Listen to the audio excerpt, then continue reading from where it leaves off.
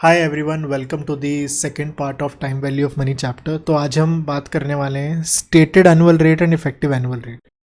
इसको मैं कॉम्प्लेक्स ना बनाते हुए बहुत ही सिंपल लैंग्वेज में बताता हूँ। स्टेटेड कहता है मैं बोल रहा हूँ, इफेक्टिव कहता है मैं हूँ। मतलब इसको एक एग्जाम्पल के थ्रू समझते हैं तो ही समझ आएगा।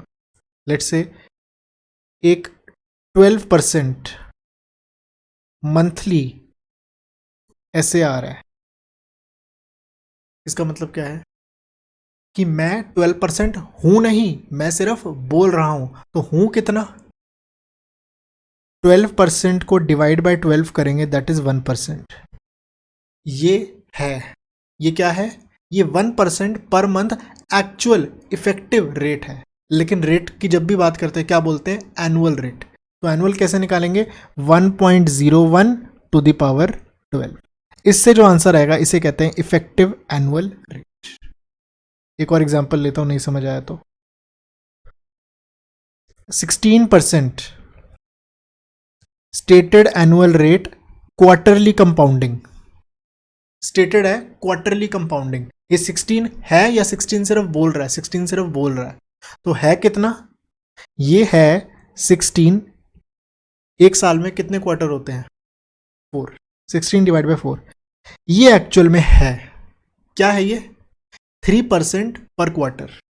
3% पर क्वार्टर एक्चुअल रिटर्न है। लेकिन जब भी रिटर्न की बात करते हैं, एनुअल की बात करते हैं, तो एनुअल कैसे करेंगे? 1.03 टू द पावर 4। राइट। तो इससे जो आंसर आएगा इसे कहते हैं इफेक्टिव एनुअल रेट। एक और एग्जांपल लेके चलता हूं मैं, last example. 20% stated annual rate half yearly.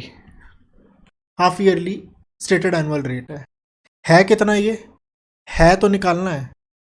मैं हूं मतलब ये बोल रहा है कि मैं 6 मंथली हूं, तो एक्चुअल में कितना है? 20 डिवाइड बाय 2। तो एवरी 6 मंथ कितना आ गया यहां पे? That is 10%। ठीक है। तो ये क्या है? 6 मंथ का रेट है। मुझे एक्चुअल में इफेक्टिव रेट निकालना है कितना पूरे साल का है, तो that will be 1.1 to the power 2। I think the points are very clear. ठीक है।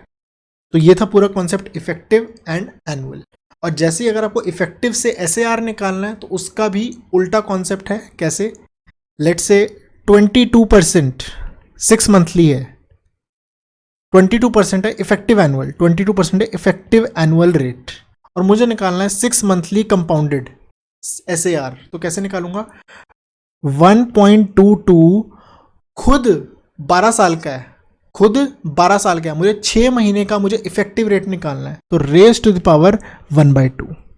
मुझे क्वार्टरली रेट निकालना है, raise to the power 1/4। Monthly rate निकालना है, रेज टू द पावर 1/12।